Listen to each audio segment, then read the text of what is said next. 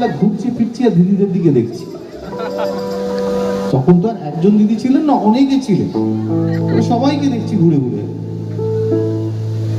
তাই আমার ছোট্ট ঘরে